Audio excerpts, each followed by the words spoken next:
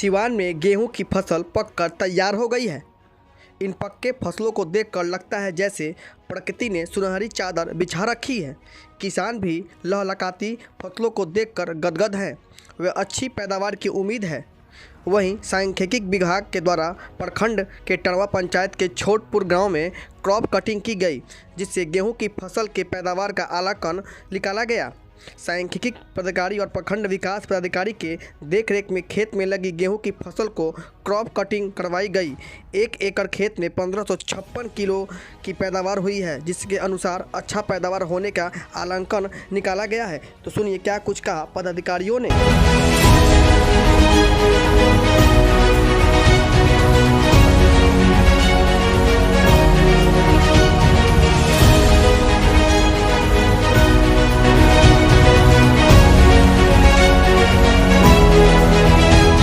हम लोग अभी टणवा पंचायत के छोटपुर गांव में इसका रेंडमली चयन किया गया है और सांख्यिकी विधि से जो भी प्लॉट है उसमें मार्किंग करके फसल को काटा गया है। उसके बाद इसका जो भी प्रक्रिया दौनी करने के बाद वज़न किया जाएगा। वज़न करने के बाद इसका आकलन करने के बाद ही अगर उत्पादन में कोई कमी रहती है तो सहकारिता विभाग के तहत जो फसल बीमा योजना के तहत किसानों को जो क्षति होगी उसका लाभ इसके तहत मिलेगा।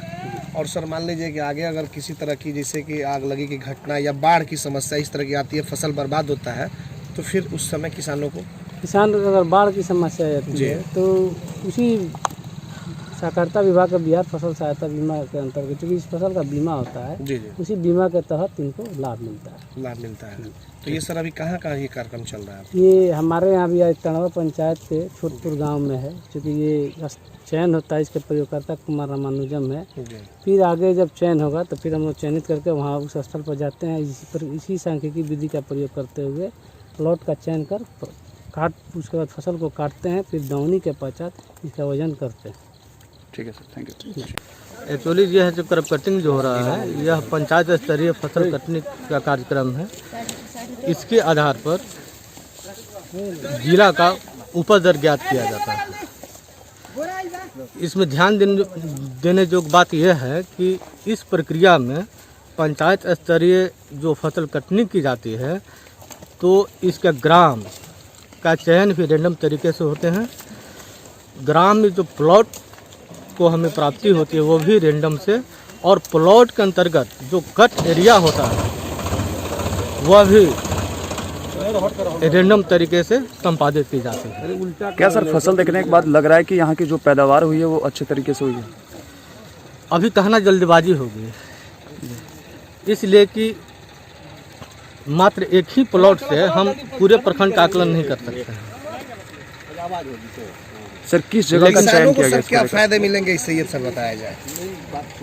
देखिए, किसानों को इससे फायदा यह मिलेंगे, पहले तो इससे उपज दर का ज्ञात होता है और इसी के आधार पर सहकारिता विभाग द्वारा बिहार राज्य फसल सहायता योजना के तहत जो किसानों को उत्पादन में जो क्षति होती है उसका भुगतान किया जाता है। सर इसके लिए क्रॉप कटिंग के लिए कौन सी जगह का चयन किया गया आज जिस जगह पर हो रहा है? ये छोटपुर ग्राम है। छोटपुर ग्राम में यह हो रहा है और इसका प्रयोगकर्ता प्रखंड सांख्यिकी पदाधिकारी कुमार रामानुजम है और ये प्लॉट 644 है। सर एक ही प्रखंड में होगा या प्रखंड में और भी गांव को जोड़ा जाएगा इसके लिए? नहीं, ये पूरे जिले में जितने पंचायत होते हैं वे सभी पंचायतों में 5 प्रयोग संपादित किए जाते हैं।